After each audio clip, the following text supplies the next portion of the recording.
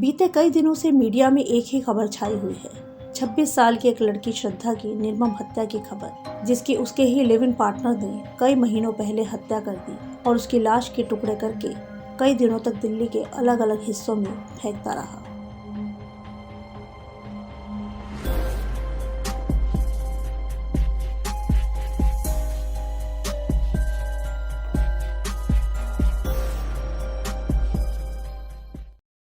आज हम बात कर रहे हैं इस केस में मरने वाली लड़की श्रद्धा की।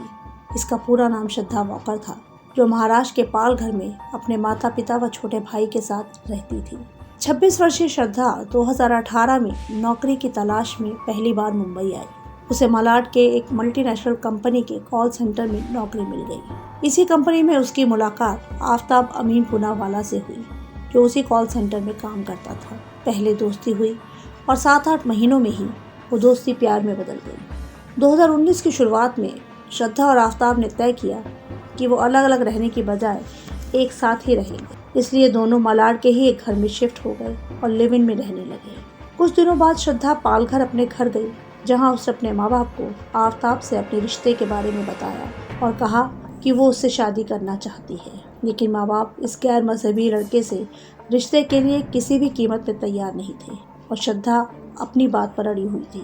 जब माँ बाप ने उसकी बात नहीं मानी तो श्रद्धा ने घर ही छोड़ दिया, ये कहकर कि आज से आपकी कोई बेटी ही नहीं है। अब श्रद्धा घर वालों से सारे रिश्ते तोड़कर मुंबई वापस आ गई।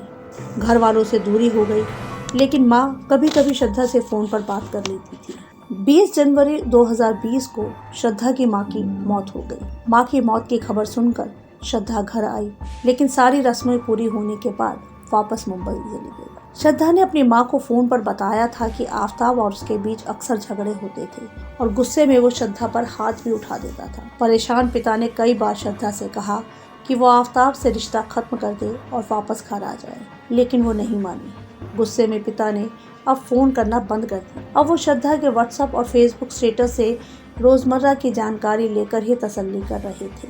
कभी कभी श्रद्धा के 1-2 दोस्तों से फ़ोन पर उसका हालचाल पता चल जाता था। उधर मुंबई में आफ्ताब के घर वाले भी इस रिश्ते से नाखुश थे, तो दोनों ने अब दिल्ली शिफ्ट होने का फैसला किया, जहां वो इन रिश्तेदारों से भी दूर हो जाते और उन्हें बेहतर नौकरी की भी उम्मीद थी। 8 मई 2022 को दोनों दिल्ली पहुंचे।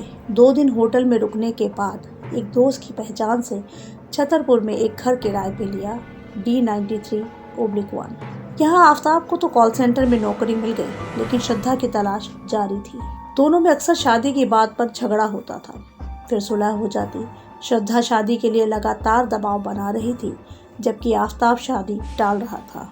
अब जून, जुलाई, अगस्त तक पालघर में श्रद्धा के भाई ने नोटिस किया कि उसका फेसबुक स्टेटस मई से बदला ही नहीं है।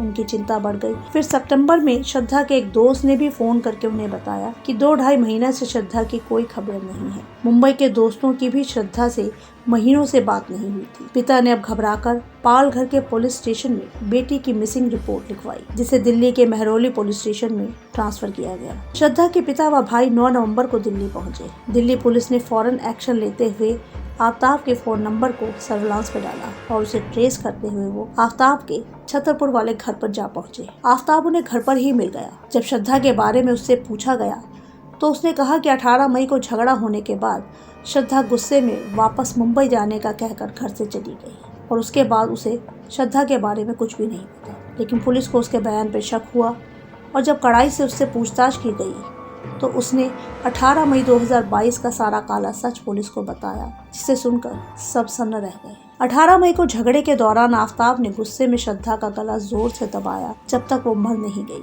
फिर लाश एक तरफ रखकर आफ्ताब सो गया। सुबह वो पास के ही मार्केट से एक बड़ा सा फ्रिज खरीद कर लाया, साथ ही एक आरी, कुछ पॉलिथीन और एक पिट्ठू बैग भी खरीदा। दोपहर को बाथरूम में लाश के टुकड़े किए, उन्हें पॉलिथीन में भरा, फिर बची हुई लाश और पॉलिथीन फ्रिज में रख दिए। जोमेटो से खाना ऑर्डर किया, खाना खाया और फिर आराम से सो गया। रात को 2 बजे के करीब पिट्ठू बैग में लाश के टुकड़े वाले पॉलिथीन रखे और उन्हें मेहरौली के जंगलों में फेंक आया। अगले दिन भी उसने यही किया। 5 जून तक वो रोज लाश के टुकड़े करता और रात को 2 बजे बैग में पॉलिथीन रख छतरपुर या आसपास के सुनसान इलाकों में टुकड़ों को फेंका था। सब टुकड़े ठिकाने लगाने के बाद उसने घर को साफ किया और नॉर्मली उसी घर में रहता रहा। इसी दौरान एक लड़की जो डेटिंग ऐप से आफ्ताब से मिलने आई थी, तब भी घर के फ्रिज में लाश के टुकड़े रखे थे। उन्हीं के साथ वो अपना खाना, पानी, दूध, दही भी रखता था। बदबू से बचने के लिए बार बार परफ्यूम छिड़कता था। लाश ठिकाने लगाने के लिए उसने नेट पे काफी रिसर्च की थी। उसे अपने ना पकड़े जाने का इतना कॉन्फिडेंट था कि मर्डर करने के 6 महीने बाद भी वो उसी घर में आराम से रह रहा था जहाँ से पुलिस ने उसे पकड़ा। आफ्ताब के इस कबूलनामे से सब शॉक्ड हैं। पड़ोसियों व दोस्तों को तो यकीन ही नहीं हो रहा कि पढ़ा लिखा आफ्ताब ऐसा घिनौना काम भी कर सकता है। अब पुलिस आफ्ताब के खिलाफ सबूत जुटाने में लगी है। श्रद्धा के शरीर के टुकड़ों को ढूंढना सबसे बड़ी चुनौती है। अलग अलग जगहों से मिलने वाले हिस्सों का DNA टेस्ट करना होगा और आफ्ताब के नार्को टेस्ट की भी तैयारी चल रही है। पिता व भाई को जिस बात का डर था वही हुआ। काश श्रद्धा ने उनकी बात मान ली होती।